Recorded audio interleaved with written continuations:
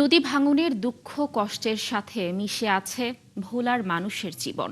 বারবার সব হারানোর এই বেদনা এবার প্রভাব ফেলছে ভোটের সিদ্ধান্তেও। কারা দেবেন স্থায়ী সমাধান, সেদিকেই তাকিয়ে নদী পাড়ের মানুষ। দর্শক, ভোলা থেকে মাইনুল মারুফ জানাচ্ছেন বিস্তারিত। ক্যামেরায় ছিলেন আল মামুন।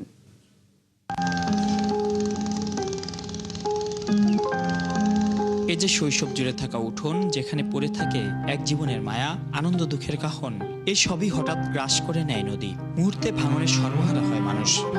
যতজন আছে সবারই মিস করি।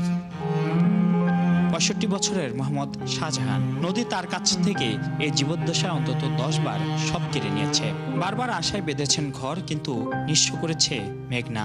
মায়ের কবর, বাবার কবর সবই গিলেছে নদী। এখন যখন নদীর দিকে তাকান, শুনতে পান ভয়ঙ্কর প্রতিধ্বনি। জীবনটা কি শুধু হারানোর জন্যই?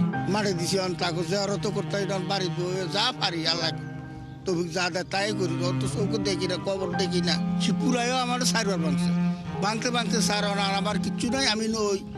আকিজ সিমেন্টে তৈরি এ বাড়ি। সিমেন্টে লোহার শক্তি। আয়রন স্ল্যাগ সমৃদ্ধ আকিজ সিমেন্ট, সিমেন্টে লোহার শক্তি। বেরি সাইডে থাকি স্যার। নিঃস্ব শাহজাহান হয়তো নদী ভাঙনের সংখ্যাটা হাতে গুনতে পারেন, কিন্তু ৮০ বছরের আব্দুল মালিককে প্রকৃতি সেই সুযোগও দেয়নি। তার হারানোর পাণ্ডুলিপিটা এতটাই বড়, এখন আর মনে করতে পারেন না।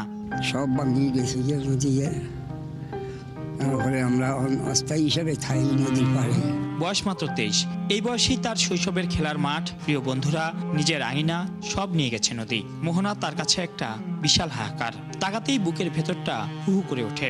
আমি চাইলেও পারতাছি না, আমার ভাই বোনেদের দেখতে পারতাছি না, আমার বাড়ি আর ফিরে পাইতেছি না। নদী ধ্বংস করে লাইছে ভাই, নিঃস্ব করে লাইছে একদম।